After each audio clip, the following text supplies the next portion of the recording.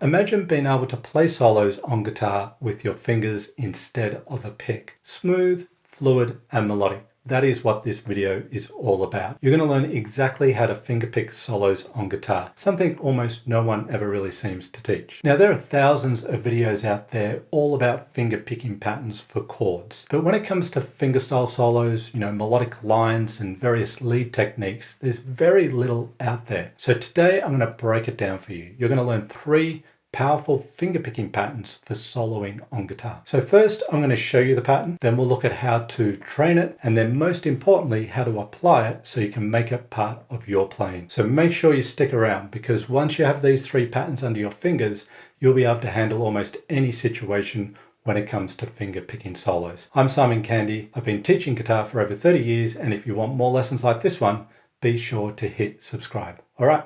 Let's get to it. So the first pattern we're going to look at for fingerpicking solos on guitar is going to involve your index and middle fingers, and we're simply going to alternate between them. Let's begin by just playing an open first string, and we're going to alternate between the index finger. So let me show you here. I'll get an angle where you can see a little clearer. I've got my index finger plucking the string, then my middle finger, and I'm simply just alternating between those two like so.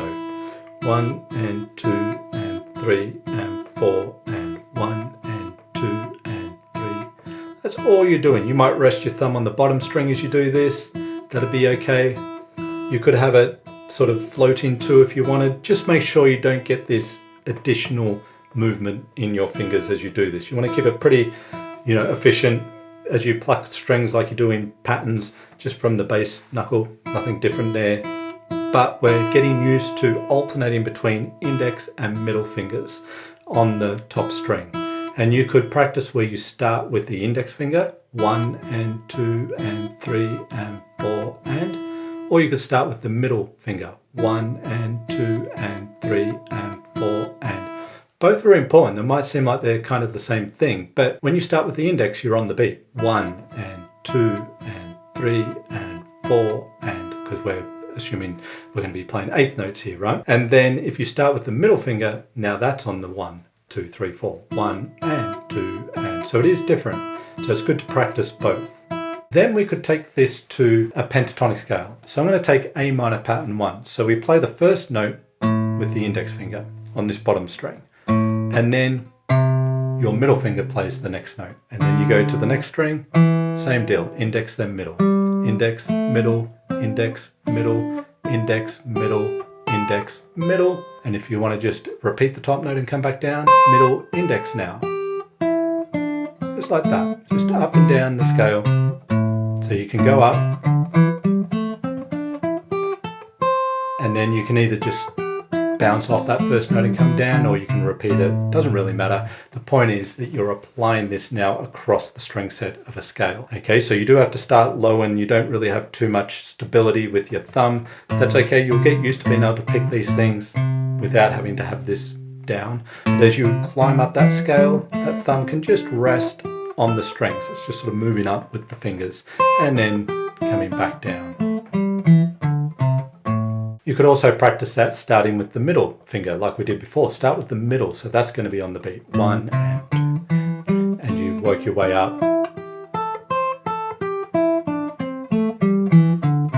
Now let's just apply it to a couple of little riffs from that scale, so we can just put it into some musical context here for you. So let's say we have a little fill, or a little riff if you like. Okay, that's my little phrase there. And so I'm alternating the fingers. Okay, I'm going index, middle, with the slide, back to index, middle, index, middle, index. Okay, so again it goes.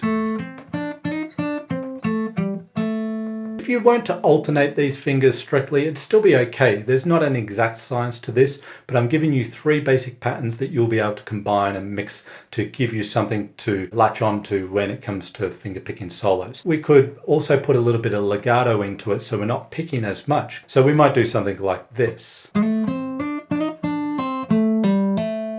Okay, so there I'm picking on the first 2 notes, then I've got a hammer on, then I'm picking with the little grace note slide, I come back and pick, then I do the pull off, so that's the middle finger pull off, then the index, and then hammer on or pull off and hammer on there. Okay, so they still alternate here. Again, if you just used your first finger,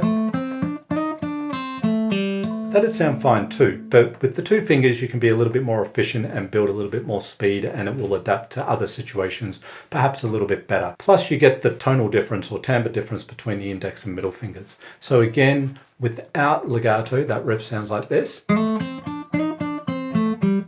And with the legato. Okay, so the second pattern is going to be similar, but we're going to use our thumb and index finger alternating. Okay, so it goes like this.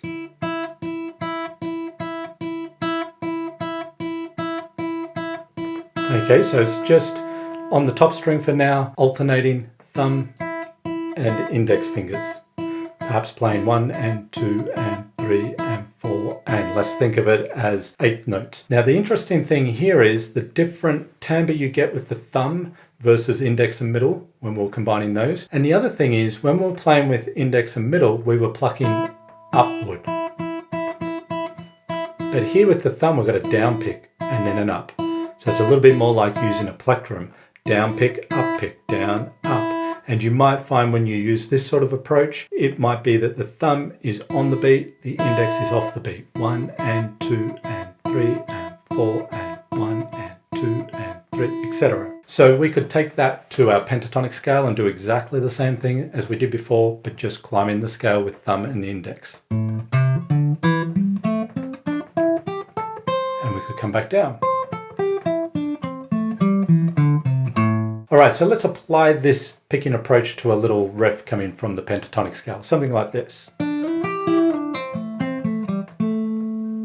Okay, so what I'm doing there is I've got a little slide, my thumb plucks the string, I slide up, my index plucks the second string, hit the thumb again for the slide back, then there's a pull off, and then a series of thumb, index, thumb, index, thumb. Okay.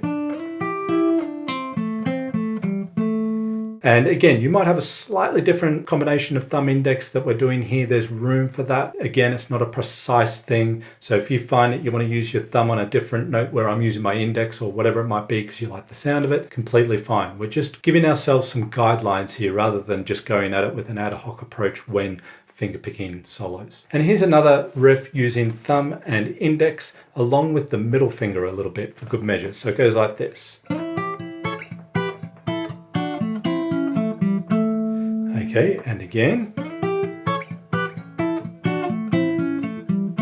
So what we're doing there is we've got a little sliding to the 9th fret, the thumb plays that, index, thumb, and then index and middle on these little double stops. And then the thumb with the index, which is our pattern here as well. So, and the third pattern deals with when you're having to sort of cross strings. So more or less the first two patterns were all about playing an individual string. Sure, we went up the pattern, but we were just thinking one string at a time. This pattern is going to allow you to smoothly transition between strings, and we'll see how it fits in context musically very shortly. But in isolation, all we're going to do is we're going to go up the open strings using thumb, index, and middle fingers. It's what we would pretty much call a forward banjo roll. If you like banjo rolls, which is essentially what we're doing here to a point, I'll leave a link to a video in the description below because I've got plenty of things on that particular technique as well. But here we're just going to take the little forward roll and work our way up the string sets.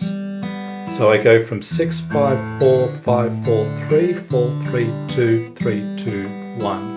And I'm going to play it in a, again, 8th note rhythm. So 1 and 2 and 3 and 4 and 1 and 2 and 3, 4. That'd be how, you know, I'm placing it across the bars there. And then you can come back down just by reversing that. So middle, index, thumb, middle, index, thumb, middle, index, thumb, middle, index, thumb. Literally coming backward. 1, 2, 3, 2, 3, 4, 3, 4, 5, 4, 5, 6. 1 and 2 and 3 and 4 and 1 and 2 and 3, 4. So let's take that to our pentatonic scale here. So what we'll do is we'll play the 8th fret on the bottom string and then the 5th fretted notes on strings 5 and 4. Then following the contour or the shape of this particular pattern, being pattern 1 here, I'm going to play the 7th fret on string 5 and then the 5th fretted notes again. And then 7th fret on string 4, 5th fretted notes, 7th fret, and 5th fretted notes. So we're just going up. And then we can come back down exactly the same way. Okay, so again, ascending and descending. So let's add this into some little riffs here. And now we're going to combine some of the earlier approaches too. As I said, these will all cross over and you'll use the suitable approach for the particular context in which you're playing. So here I'm going to start with this little roll, if you like, up the strings, little triad there that lives inside the pentatonic scale. And then I'm going to play along a single string. So I'm going to alternate between the index and middle fingers there. So that's part of the first pattern. So you've got the third pattern here, then the first one, and then thumb, and then come back down the 3 strings. So again, it goes like this.